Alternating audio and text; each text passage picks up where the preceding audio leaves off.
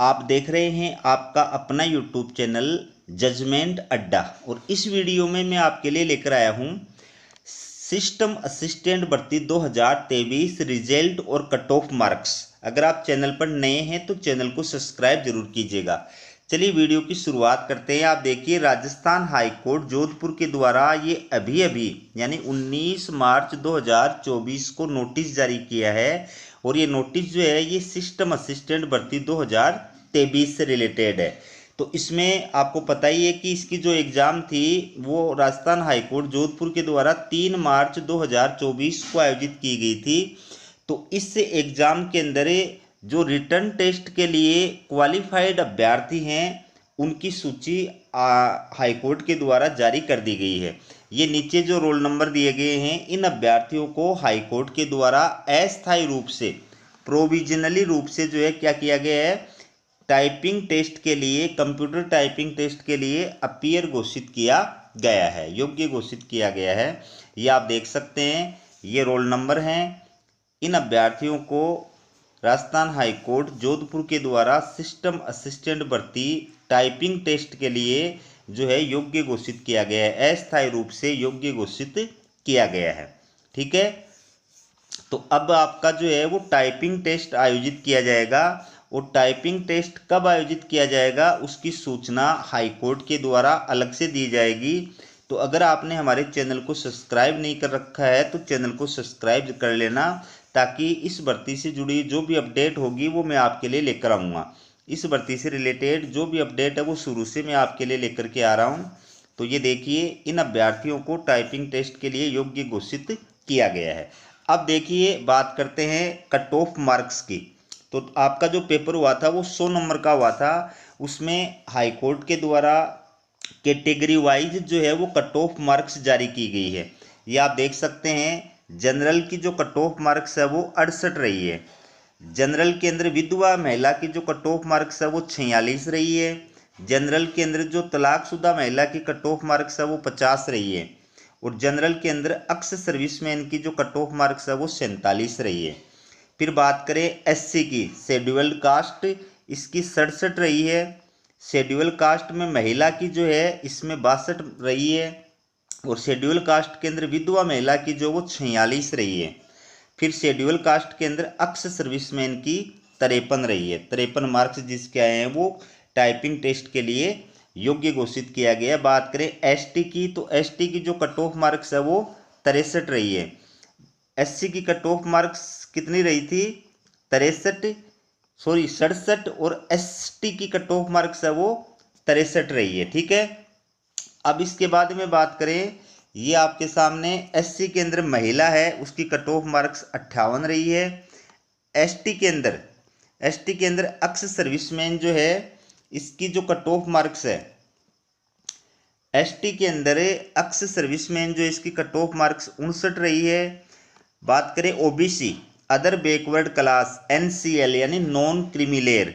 ठीक है, तो नॉन क्रीमिलेयर ओबीसी के अभ्यर्थी उनकी 68 मार्क्स रही है कट ऑफ मार्क्स। ओबीसी के अंदर नॉन क्रीमिलेयर के अंदर महिला जो अभ्यर्थी उनकी भी 68 रही है। ओबीसी के अंदर नॉन क्रीमिलेयर में जो विधवा महिला है उसकी 45 मार्क्स रही है कट ऑफ मार्क्स। और ओबीसी के अंदर नॉन क्रीमिलेयर में जो अक्स सर्विसमैन है उनकी 46 मार्क्स कट ऑफ मार्क्स रही है। मोर बैकवर्ड क्लास नॉन क्रीमिलेयर इसकी 65 रही है। मोर बैकवर्ड क्लास नॉन क्रीमिलेयर महिला की 59 रही है।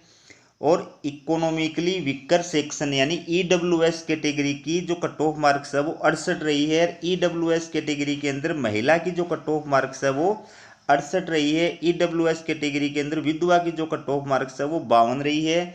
और ईडब्ल्यूएस कैटेगरी के अंदर अक्स सर्विसमैन की कट ऑफ मार्क्स 45 रही है। तो ये अलग अलग कैटेगरी की कट ऑफ मार्क्स है।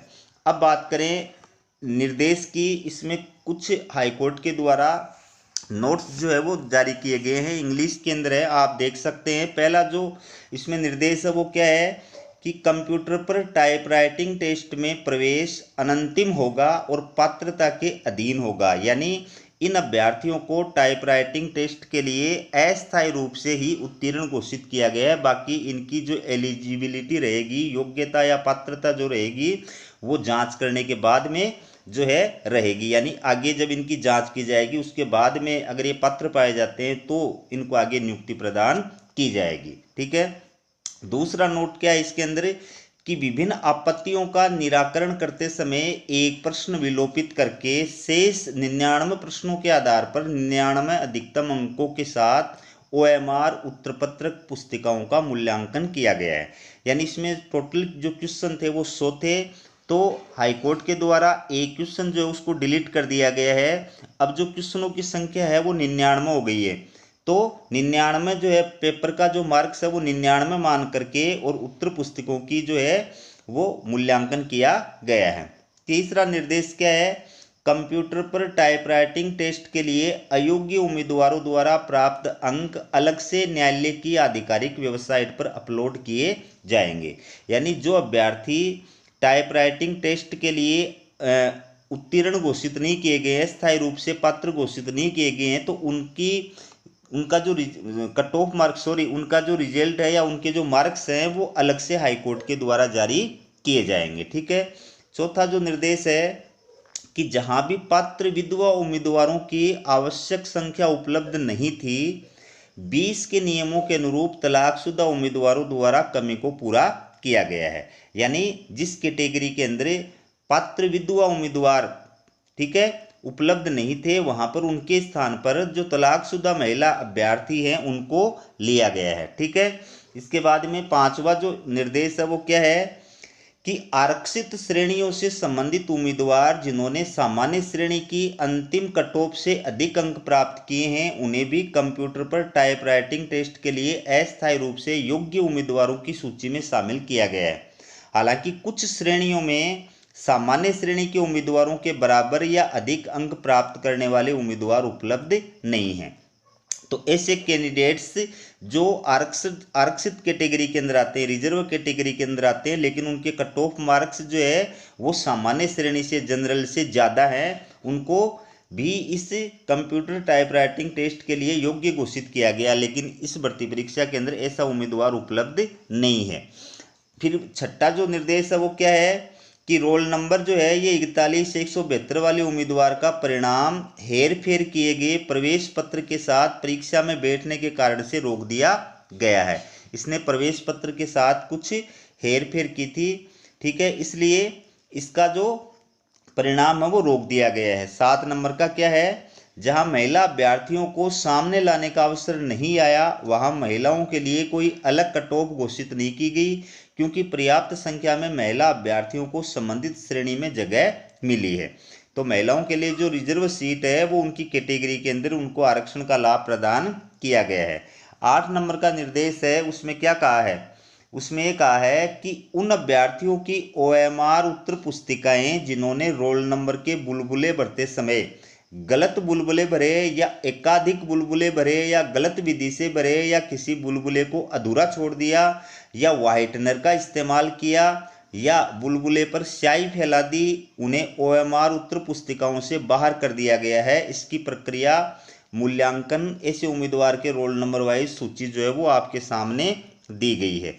तो ये 8 नंबर का जो निर्देश है इसमें साफ साफ ये कहा गया है कि जिन अभ्यर्थियों ने OMR जो उत्तर पुस्तिका थी, आपकी OMR सीट थी, उसमें रोल नंबर के जो गोले आपने भरे थे वो गोले जो थे वो आपने सही तरीके से नहीं भरे थे। ठीक है, आपने उसमें कुछ गलत विधि से बुलबुला भरा या पूरा जो है गोला नहीं भरा या उसको अधूरा छोड़ दिया या उसमें व्हाइटनर का प्रयोग किया या गोले की स्याही फैल गई, कोई भी इस प्रकार के इनमें से कोई सा भी रीजन रहा था तो उसकी वजह से आपको जो है इस भर्ती परीक्षा के लिए क्या कर दिया गया है, अयोग्य घोषित कर दिया गया है। ठीक है, तो ये रोल नंबर हैं इन अभ्यर्थियों के, आप देख सकते हैं। इसके बाद में ये 9 नंबर का निर्देश भी इसी प्रकार का है कि उन अभ्यर्थियों की OMR उत्तर पुस्तिकाएं जिन्होंने प्रश्न पत्र बुकलेट सीरीज के बुलबुले भरते समय कई बुलबुले भरे या गलत तरीके से भरे या बुलबुले को यानी गोले को अधूरा छोड़ दिया या व्हाइटनर का इस्तेमाल किया या गोले पर स्याही फैला दी, उन्हें मूल्यांकन की प्रक्रिया से बाहर कर दिया गया है। तो ऐसे उम्मीदवारों की रोल नंबर वाइज सूची आपके सामने दी गई है। ठीक है, ये कौन से उम्मीदवार हैं, जिन्होंने क्वेश्चन पेपर बुकलेट सीरीज उसके अंदर जो गोले भरने थे, क्वेश्चन पेपर बुकलेट सीरीज के जो गोले भरने थे वो सही तरीके से नहीं भरे, उसमें कमी छोड़ी है। ठीक है, उसकी वजह से इनको भी क्या कर दिया गया है, आगे की प्रोसेस से बाहर कर दिया गया है। इसके बाद में लास्ट जो निर्देश है वो देखिए आप, कई बुलबुले भरने या पहले भरे हुए बुलबुले को मिटाने के लिए व्हाइटनर का उपयोग करने, या गोले के ऊपर स्याही फैलाने या गलत तरीके से गोले को काला करने वाले प्रश्न का उत्तर देने वाले प्रश्न का मूल्यांकन नहीं किया गया है। तो इसमें हाईकोर्ट ने कहा है कि जिस अभ्यर्थी ने सही तरीके से प्रॉपर तरीके से गोले को काला नहीं किया है, गोले को नहीं भरा है, ठीक है ना, तो उसको भी क्या किया गया है, उस प्रश्न को उसके मूल्यांकन के अंदर शामिल नहीं किया गया है। ठीक है, तो ये थी आपके लिए सिस्टम असिस्टेंट भर्ती के रिजल्ट और कट ऑफ मार्क से जुड़ी अपडेट। इसी प्रकार की अपडेट पाने के लिए चैनल को सब्सक्राइब जरूर कीजिएगा। हमारा वीडियो देखने के लिए आप सभी का बहुत बहुत धन्यवाद।